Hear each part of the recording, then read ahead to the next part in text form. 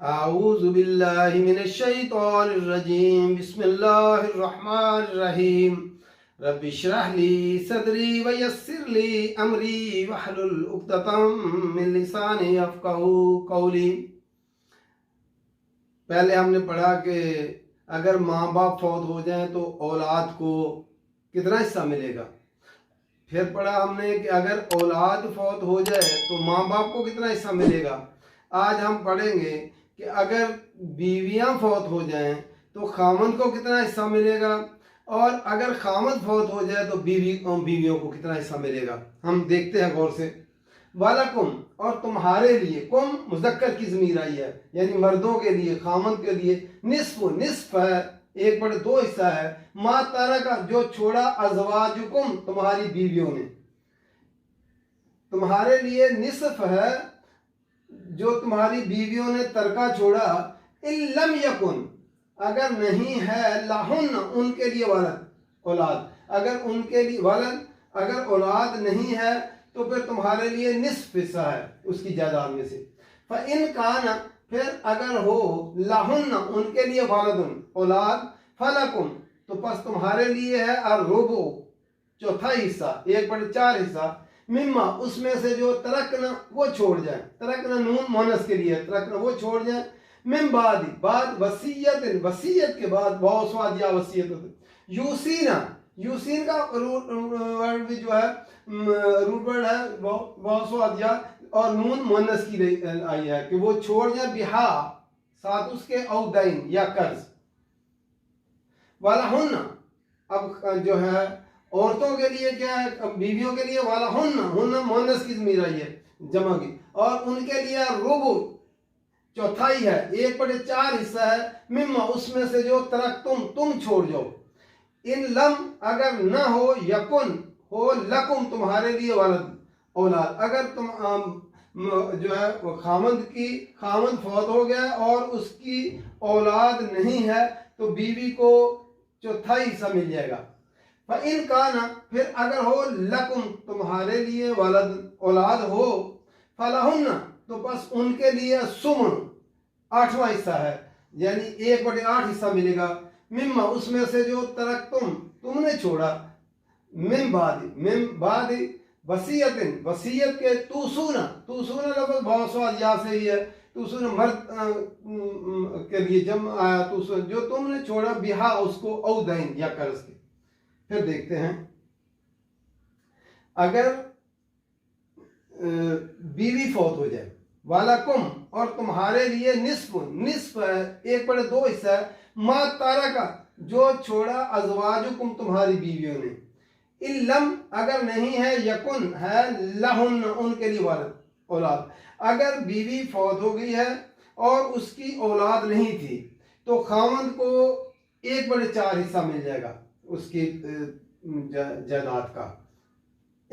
उसको निस्फ हिस्सा, एक बड़े दो हिस्सा मिलेगा अगर औलाद नहीं है तो। इन काना, फिर अगर हो, लाहुन उनके लिए वलदुन, और अगर औलाद हो तो फलकुम तुम्हारे लिए अर्रुबु चौथाई हिस्सा है।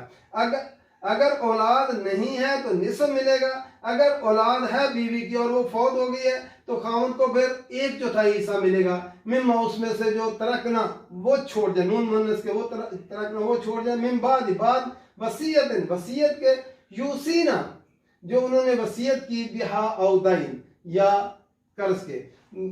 अगर बीवी फौत हो गई है तो उसके मरने के बाद सबसे पहले उसका कर्ज अदा किया जाएगा। अगर उसके जुम्मे है कर्ज तो कर्ज अदा किया जाएगा, और कर्ज अदा करने के बाद उसकी वसीयत जो है, वसीयत 1/3 की, एक तिहाई की कर सकता है कोई भी, तो उसकी वसीयत पूरी की जाएगी। फिर उसके बाद वो उसका जो है हिस्सा तकसीम होगा। अगर उसकी औलाद नहीं है तो जो है खामद को निस्फ मिल जाएगा, अगर उसकी औलाद है तो खामद को फिर एक बड़े चार हिस्सा मिलेगा, बाकी जो है वो औलाद में तकसीम हो जाएगा। और अगर उनकी औलाद नहीं है तो फिर खामद को एक बड़े दो हिस्सा मिलेगा, बाकी उसके भाई बहनों में और वालिदैन में चला जाएगा। वालाहुन्ना, और उनके लिए, अब औरतों के लिए क्या है, बीवियों के लिए क्या है, वालाहुन्ना और उनके लिए रुबु चौथाई हिस्सा है। मिम्मा उसमें से जो तरक तुम छोड़ जाओ। इन लम यकुन अगर ना हो लकुम वाले तुम्हारे लिए औलाद ना हो। अगर खामद फौत हो जाए और उसकी औलाद ना हो तो बीवी को 1/4 हिस्सा मिल जाएगा। इन का ना फिर अगर हो लकुम तुम्हारे लिए वलद औलाद हो फलहुन्ना तो उनके लिए है सुमन 8वां हिस्सा। मिम्मा तरक तुम जो तुमने छोड़ा। फिर जो है बीवी को अगर औलाद हो खामद की और वो फौत हो जाए तो फिर बीवी को 1/8 हिस्सा मिलेगा। मिन बाद इसके वसीयत के तू सुना जो वसीयत तुमने की बिहा उसकी औदैन या कर्ज के। खामद भी अगर फौत हो जाए तो उसका कर्ज पहले अदा किया जाएगा, फिर उसकी वसीयत वो जो है वसीयत 1/3 हिस्से से ज़्यादा नहीं कर सकता तो वो वसीयत पूरी की जाएगी। फिर उसके बाद जो है बीवी को हिस्सा मिलेगा। फिर दोबारा देख लेते हैं। वलकुम निस्फ तुम्हारे लिए यानी खामद के लिए निस्फ है मा तारा का जो छोड़ा अजवाजुकुम तुम्हारी बीवियों ने। इन लम यकुन लहुन्ना वलद अगर उनकी औलाद नहीं है तो खामद को 1/2 हिस्सा मिल जाएगा। इन कान फिर अगर हो लहुन्ना उनके लिए वालदुन औलाद हो फलकुम रुबु फिर 1/4 हिस्से मिलेगा। अगर औलाद नहीं है तो खामद को 1/2 हिस्सा मिलेगा। अगर औलाद है तो फिर खामद को 1/4 हिस्सा मिलेगा। तो मिम्मा तरकना जो उन्होंने छोड़ा मिन बाद इसके वसीयत के यूसीना जो उन्होंने वसीयत किया बिहा उसकी औदैन या कर्ज की अदायगी के बाद वसीयत पूरी करने के बाद फिर खामद को जो है अगर बीवी फौत हो गई है और उसकी औलाद नहीं है तो खामद को निसफ मिलेगा। अगर औलाद है उसकी तो फिर खामद को 1/4 हिस्सा मिल जाएगा।